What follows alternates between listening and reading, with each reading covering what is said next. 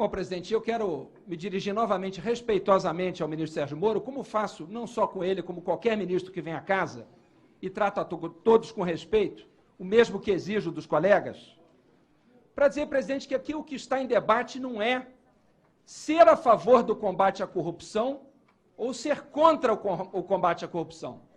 O que está em debate aqui é como se deve dar o combate à corrupção. Eu parto do princípio que os colegas que vieram para cá vieram para cumprir a Constituição, todos. Eu não parto do princípio de que um colega meu que está aqui para descumprir a lei ou a Constituição. Portanto, nós defendemos o combate à corrupção. A questão é como ele deve ser feito. A Operação Lava Jato, sem dúvida nenhuma, levou à prisão inúmeros agentes públicos, empresários, que desviaram recursos públicos, e isso é, sim, muito grave. E é por isso que é fundamental que quem desviou dinheiro público responda por isso.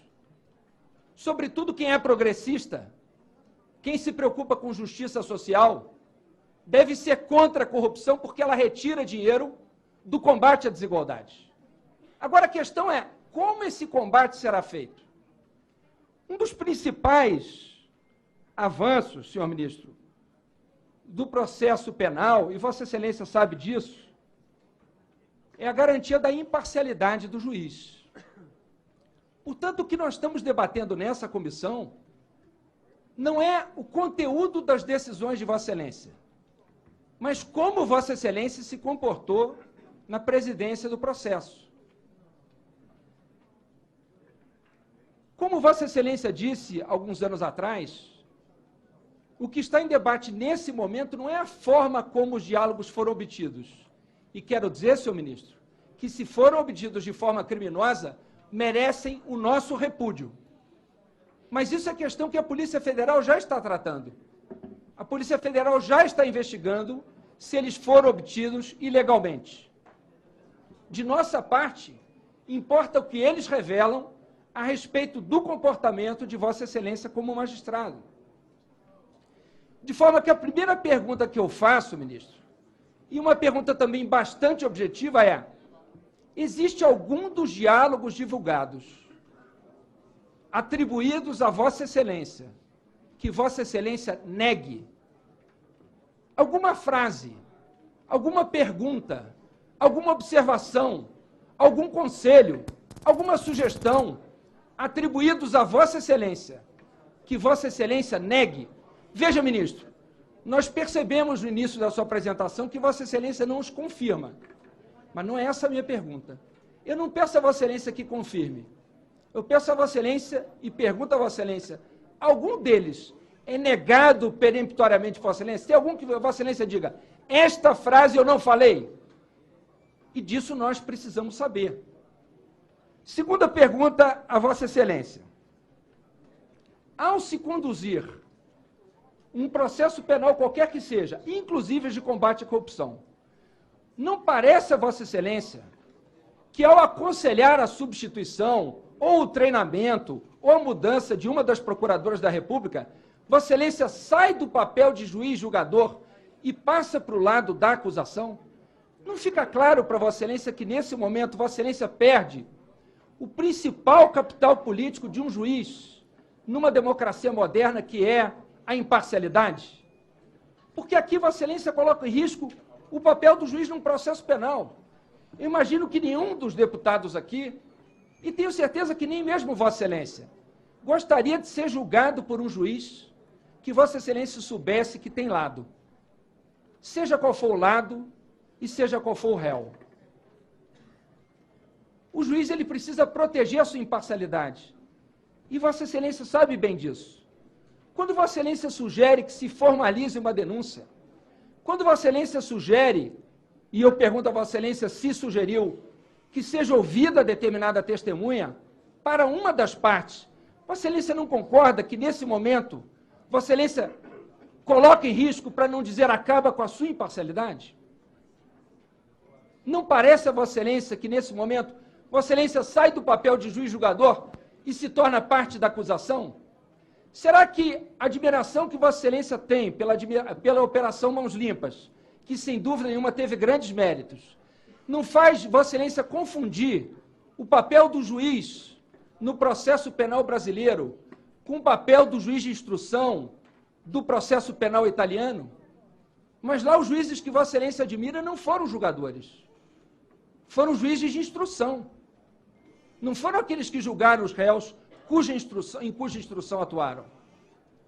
E eu pergunto para terminar, por acaso Vossa Excelência deu algum conselho, alguma sugestão, alguma orientação para algum dos advogados de defesa que Vossa Excelência pudesse apresentar aqui como prova da imparcialidade que Vossa Excelência diz ter mantido? Porque se Vossa Excelência diz que é comum fazer isso com acusação e com defesa, faltou aparecer a parte da defesa, deste ou de qualquer outro processo. Não estamos falando apenas deste processo, de qualquer outro. Vossa Excelência sugeriu para alguma defesa, em algum momento, que fosse ouvida alguma testemunha ou que algum advogado fosse trocado? Eu termino, ministro, dizendo o seguinte: quem diz isso, diz em defesa da imparcialidade do juiz, que é uma pedra fundamental do processo penal. Colocar esse risco é colocar em risco o próprio funcionamento da justiça penal brasileira, inclusive no combate à corrupção, que, para ser bem feita, precisa ser feita dentro da lei e dentro da Constituição. Muito obrigado, senhor ministro. Eu agradeço aqui as referências da deputada Bia Kicis. E, muito bem lembrado, semana passada houve uma decisão, quarta ou quinta-feira, não tenho muito bem lembrança, mas do Corregedor Nacional do Ministério Público, do CNMP, né, e ele basicamente arquivou uma representação apresentada contra o procurador Deltan Delagnol com base nessas referências. Então, vou permitir aqui a leitura da ementa. Considerando a inexistência de autorização judicial para interceptação telefônica ou telemática das referidas mensagens, a obtenção dessas afigurou-se ilícita e criminosa, o que a torna inútil para a deflagração de investigação preliminar. Unicamente em homenagem ao princípio da eventualidade, uma análise perfunctória das mensagens em questão, conjecturando a sua existência e a sua fidelidade à realidade, bem como a autorização judicial para interceptação, não revela ilícito funcional. Então, o que nós temos? Mensagens obtidas por hackers criminosos contra agentes da lei envolvidos em processos anticorrupção. Ataque de hackers criminosos para invadir aparelhos de agentes da lei que estão atuando em processos anticorrupção. A divulgação dessas mensagens sem verificação de autenticidade. A recusa em apresentar essas mensagens a uma autoridade independente que possa certificar do acerto da autenticidade dessas mensagens. Terceiro, indicativos, como vem se revelando desde o início, de edição desse material pelo veículo envolvido na sua divulgação. E aqui, não só o corregedor, vários juristas, despido o sensacionalismo com o qual essas mensagens têm sido divulgadas, o reconhecimento de que não tem ilicitude aparente nessas mensagens relacionadas. Quem nunca foi juiz e recebeu um advogado, e depois do advogado efetuar, vamos dizer assim, uma audiência, o juiz dá algum conselho, olha, acho que não deve se exaltar na audiência, um estagiário, olha, você pode agir dessa forma. Eu lembro lá, durante uma audiência, não tinha uma relação com o advogado do ex-presidente, porque ele adotou uma atitude beligerante em audiência. Nós todos vimos, isso foi transmitido, que ele adotava aquela postura ofensiva, beirando as ofensas em praticamente todas as audiências. Então é possível ter uma relação, não é, mais cordial. Mas eu lembro um episódio que durante a audiência ele quis contraditar um acusado, não é? E contradita é um expediente processual direcionado exclusivamente a testemunhas, e eu, vamos dizer assim, discretamente dei um toque nele, falei, doutor, tem certeza que vai contraditar o acusado, né? É uma medida destinada à testemunha. E ele percebeu que estava entrando num erro e recuou. Isso é quebra de imparcialidade? Né? Sobre o fato de ter aceito o convite do senhor presidente Jair Bolsonaro, eu já falei sobre isso 30 mil vezes, né?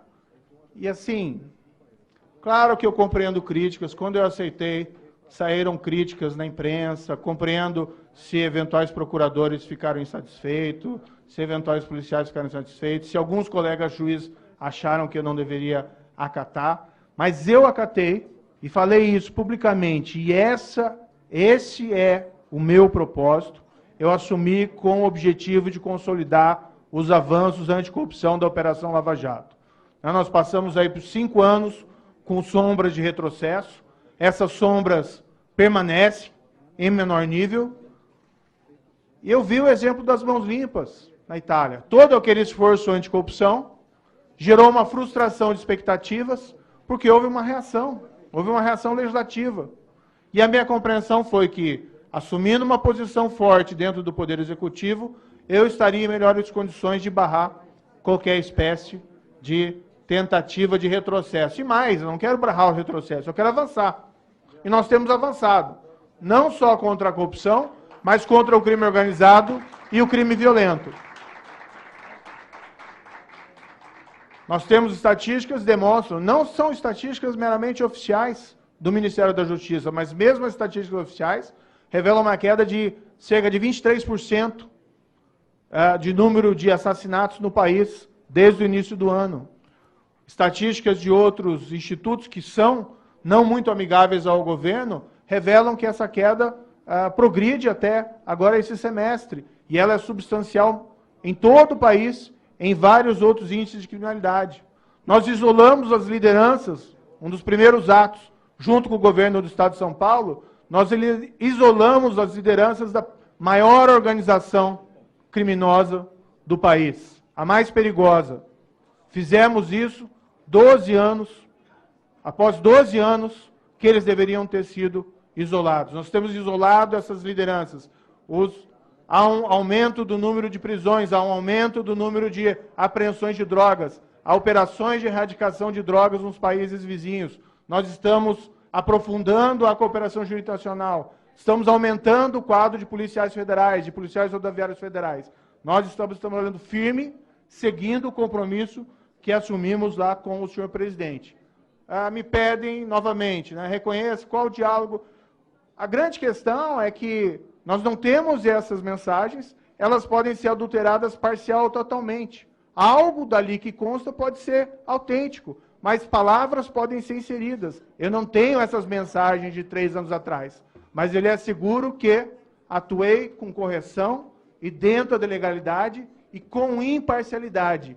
Isso é confirmado pela manutenção das minhas decisões, pelas instâncias recursais, em sua grande maioria, e pelos números da própria Operação Lava Jato, reconhecida não só aqui no Brasil, mas em vários países como uma das maiores operações contra a corrupção da história.